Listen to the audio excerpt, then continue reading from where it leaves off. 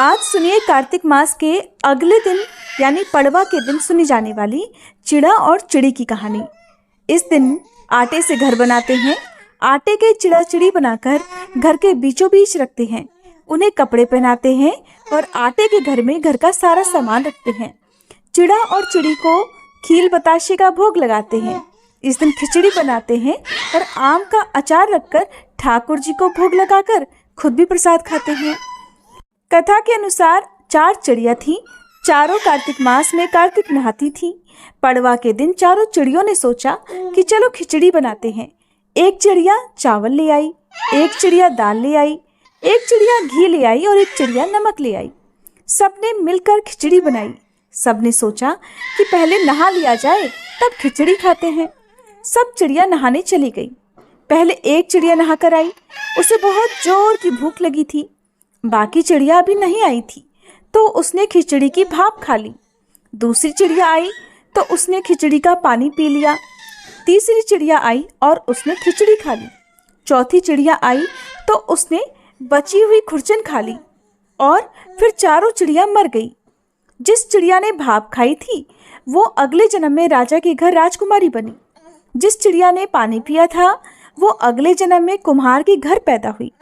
जिस चिड़िया ने खिचड़ी खाई थी उसने एक ब्राह्मण के घर में जन्म लिया और जिस चिड़िया ने खुरचन खाई थी वो हथिनी बनी।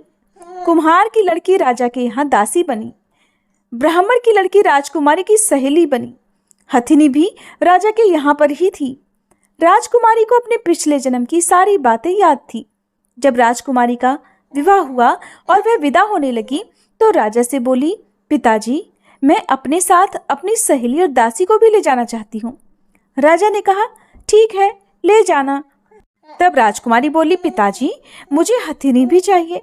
राजा ने कहा, अच्छा ठीक है, ले जाओ। राजा ने अपने नौकर भेजे कि जाओ हथिनी को लेकर आओ, लेकिन हथिनी उठी ही नहीं। तब राजकुमारी खुद उसके पास गई और उसके कान में पिछले जन्म की बात कही, जिसे सुनकर हथिनी तुरंत ही उठ गई। राजकुमार ये सब देख रहा था। उसने कहा कि तुम कौन हो और हथिनी के कान में तुमने ऐसा क्या कहा जिसको सुनकर हथिनी खड़ी हो गई। राजकुमारी ने कोई जवाब नहीं दिया। तब राजकुमार ने कहा कि सच सच बताओ, नहीं तो तुम्हारा सिर काट दिया जाएगा। कहकर राजकुमार ने तलवार निकाल ली।